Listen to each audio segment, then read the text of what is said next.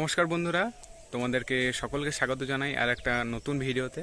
তো আজ সকাল থেকে খুবই বৃষ্টি পড়ছে, তো ভাবলাম বাড়ি থেকে তো আজ বেরোনো যাবে না কোথাও, তো ভাবলাম যে বাড়িতেই একটা কিছু করা যাক। তাই জন্যে বাড়িতেই ভাবলাম যে চিকেন কষা আর পোলাও করা যাক, সবাই মিলে খাবো, খুবই আনন্দ হবে। তো চিকেন কষা আর পোলাওয়ের রেসিপি তোমাদের সাথে স্টেপ বাই স্টেপ শেয়ার করব, তো সাথে থাকো।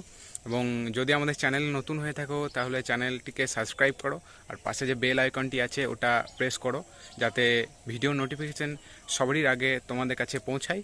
চলো দেখা হচ্ছে। বন্ধুরা, আমরা এখানে দেখতে পাচ্ছ কড়াইয়ের মধ্যে গরম মশলাতে যেগুলো থাকে, এলাচ, দারচিনি, লবঙ্গ, এগুলো সব ভেজে নিচ্ছি কড়াইয়ের মধ্যে। তো দেখতে থাকো।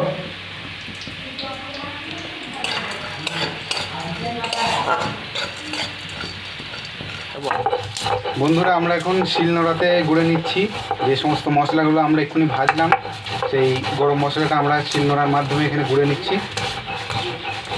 বন্ধুরা, আমরা প্রথমে দিয়ে দিচ্ছি আদা বাটা পোলাওয়ের চালের মধ্যে। তারপর আমরা দিয়ে দেব হলুদ গুঁড়ো, প্রায় 2 চামচ মতো হলুদ গুঁড়ো আমরা দিয়ে দিচ্ছি। এরপর আমরা দিয়ে দেবো গরম মশলা, যেটা আমরা এক্ষুনি তৈরি করলাম, প্রায় 3 চামচের মতো গরম মশলা আছে, দিয়ে দিলাম আমরা পুরোটাই।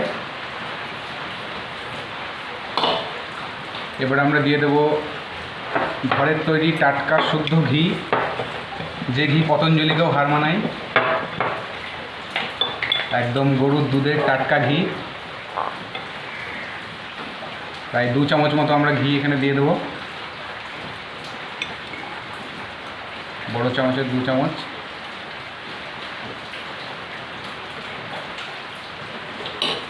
এবার আমরা মাখিয়ে নেব পুরোটা।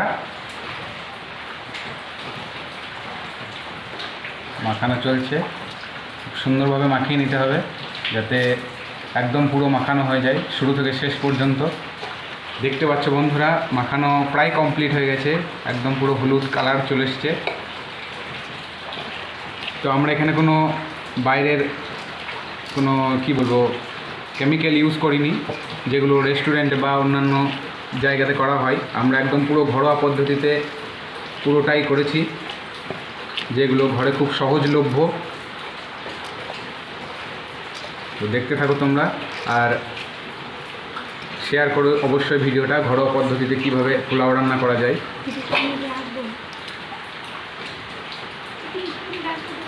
আমাদের এখানে মাখানো প্রায় কমপ্লিট। আমরা এবার কড়াইয়ের মধ্যে সাদা তেল দিয়ে তার মধ্যে কাজু, কিশমিশ এগুলো ভেজে নেব। দেখতেই পাচ্ছ আমরা এখানে কাজুগুলো ভেজে নিচ্ছি, কাজু, কিশমিশ সব একদম ভেজে নিচ্ছি। এবার আমরা কিশমিশ দিয়ে দেবো তেলের মধ্যে। কাজু কিশমিশ আমরা খুব সুন্দরভাবে তেলের মধ্যে, সাদা তেলের মধ্যে ভেজে নেব। সাদা তেলের মধ্যে খুব সুন্দরভাবে ফ্রাই হচ্ছে আমাদের কাজু এবং কিশমিশ। দেখতেই পাচ্ছ আমাদের কাজু এবং কিশমিশ খুব সুন্দরভাবে ভাজা হয়ে গেছে। কিশমিশগুলো কি সুন্দরভাবে ফুলে গেছে এখানে তেলের মধ্যে ছাড়ার জন্য, একদম পুরো ব্রাউনি শেপে চলে এসছে। তো আমরা এবার তুলে নেব, হয়ে গেছে আমাদের ভাজা। একদম পুরো তেলটাকে ঝরিয়ে নিয়ে তুলে নিতে হবে।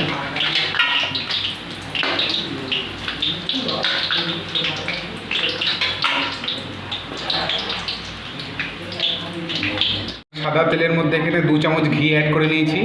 তারপর আমরা এর মধ্যে দিয়ে দেবো তেজপাতা,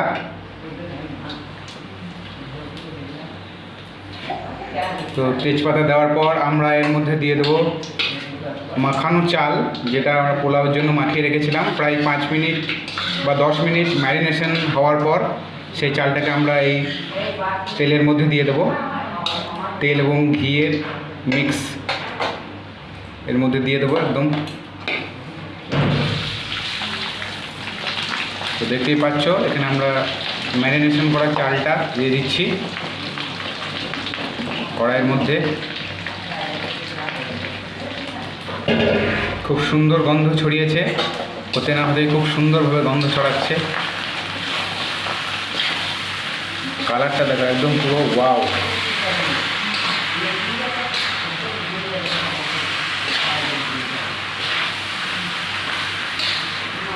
তো এরকমভাবে এখন প্রায় 15 মিনিট মতো ভাজতে হবে পোলাওটাকে।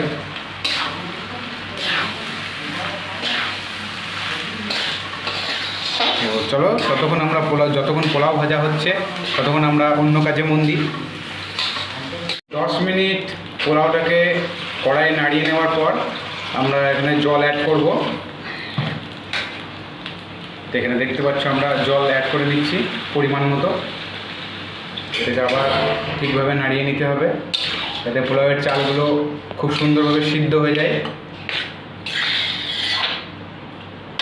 এরপর আমরা একটু এর মধ্যে চিনি অ্যাড করে দিচ্ছি।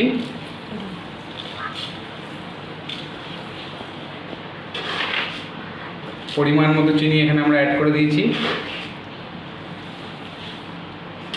তো পোলাও একটু মিষ্টি মিষ্টি না হলে ভালো লাগে না, তাই একটু বেশি করেই চিনি দেওয়া প্রয়োজন পোলাওয়ে।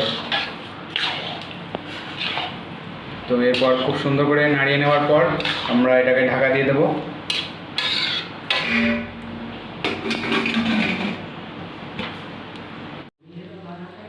আমাদের এখানে পোলাও প্রায় হয়ে এসছে, আর আমরা এর মধ্যে ভেজে রাখা কাজু আর কিশমিশ অ্যাড করে দেবো, তাহলেই আমাদের পোলাও একদম পুরোপুরি কমপ্লিট হয়ে যাবে। তারপর আমরা পোলাও নামিয়ে নেব, তাহলে আমাদের একদম পুরো কমপ্লিট হয়ে যাবে পোলাও। মাংসতে দেওয়ার জন্য আলু ভেজে নিচ্ছি কড়াইয়ের মধ্যে তেল দিয়ে, একদম সুন্দরভাবে লাল লাল করে আলু একদম ভেজে নেব। চলো দেখতে থাকো। আমরা কড়াইয়ে তেল দিয়ে দিয়েছি, তো তেল প্রায় চলে এসছে কড়াইয়ে। তো আমরা এবার পেঁয়াজ কুচি অ্যাড করব।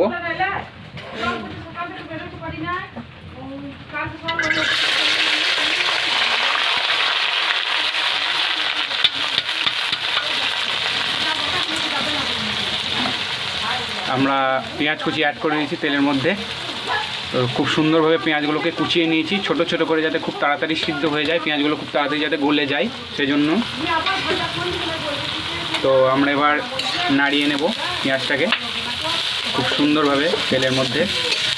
পেঁয়াজগুলো খুব সুন্দরভাবে ভাজতে হবে যাতে একদম পুরো গলে যায়, আর ব্রাউনিশ শেপ যাতে পেঁয়াজগুলোতে চলে আসে, না হলে গ্রেভিটা ঠিকঠাক তৈরি হবে না। খুব সুন্দরভাবে আমরা দেশি স্টাইলে একদম পুরো রান্না করছি, একদম পুরো গ্রাম্য পদ্ধতিতে উনুনের মাধ্যমে আমরা রান্না করছি, কাঠ উনুন একদম। যদিও আমরা পোলাওটা গ্যাসে করেছি, কিন্তু আমাদের চিকেন কষাটা একদম পুরো দেশি স্টাইলে রান্না হবে, একদম পুরো গ্রাম্য পদ্ধতিতে। দেখতে থাকো সবাই। তো পেঁয়াজটা যাতে খুব তাড়াতাড়ি গলে যায় তার জন্য আমরা এখানে নুন অ্যাড করে দিচ্ছি 1 চামচ মতো নুন আমরা অ্যাড করে দিলাম। তো নুন অ্যাড করার পর আমরা আবার একবার এটাকে নাড়িয়ে নেব। নুন অ্যাড করলে কি হয়, পেঁয়াজটা খুব তাড়াতাড়ি গলে যায় এবং রান্না করতে খুব কম সময়ে পেঁয়াজটা গলে যায়, এই জন্য রান্না করতে খুবই সুবিধা হয়। বন্ধুরা, আমাদের এখানে পেঁয়াজ একদম পুরো ব্রাউনিশ শেপে চলে এসছে, পেঁয়াজটা একদম পুরো ভাজা হয়ে গেছে। তো আমরা এর মধ্যে এবার একে একে মশলাগুলো অ্যাড করব। তো দেখতে থাকো আমরা কী কী অ্যাড করছি। প্রথমেই আমরা দিয়ে দেবো রসুন বাটা। এবার আমরা অ্যাড করব হচ্ছে আদা বাটা। এবার একটু আমরা নাড়িয়ে নেব ওটাকে যাতে মশলাটা একদম লেগে না যায়। ও জিরে বাটা,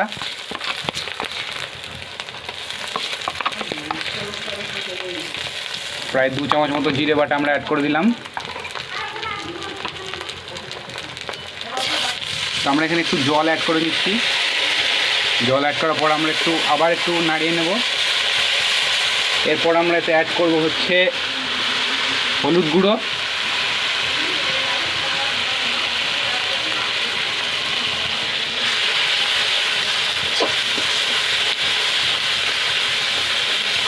হলুদ গুঁড়ো দেওয়ার পর খুব সুন্দর একটা কালার চলে এসছে।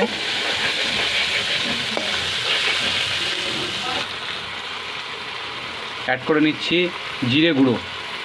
ধনে গুঁড়ো।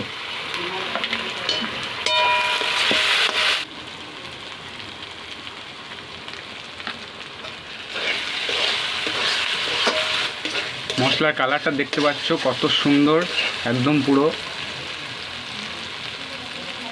সুন্দর লাগছে কালারটা। আমাদের মশলা কষানো প্রায় কমপ্লিট। আমরা এবার মাংস দিয়ে দেবো এর মধ্যে। মাংসটা একদম পুরো ধুয়ে ফ্রেশ করে রাখা ছিল। মাংস দেওয়ার পর আমরা সুন্দরভাবে মাংসটাকে একদম মেখে নেব মশলার সাথে। খুব সুন্দরভাবে মশলাটা একদম পুরো মাংসের সাথে মেখে গেছে।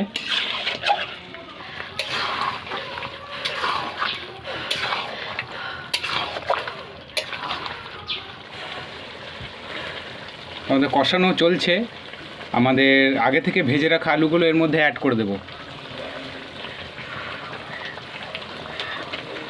অ্যাড করার পর খুব সাবধানে নাড়তে হবে যাতে আলুগুলো ভেঙে না যায়।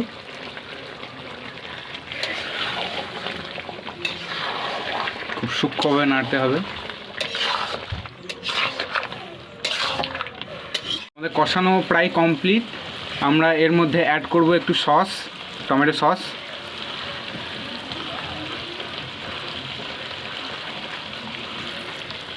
তো সস অ্যাড করার পর আমরা একটু নাড়িয়ে নেব। আমাদের প্রায় মাংসটা কষানো কমপ্লিট হয়ে গেছে। তো আমরা মাংস কষানোর মধ্যে দিয়ে দেব কারি পাতা, আমাদের গাছেরই।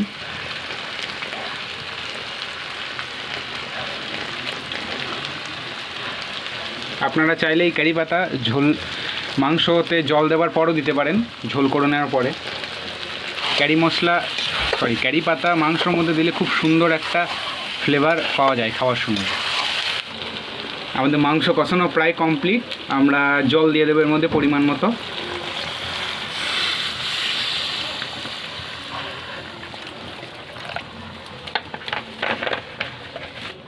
আমাদের প্রায় ঝোল এখানে কমপ্লিট।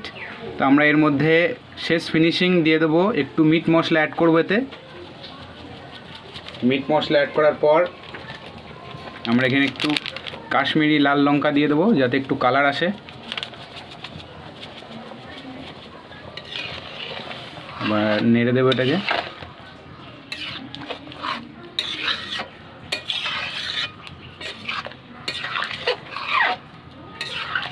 তো এবার ফুটে গেলেই ঝোল প্রায় কমপ্লিট।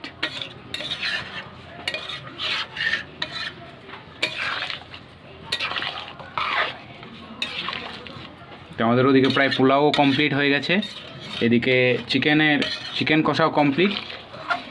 তো আমরা এবার খেতে বসবো।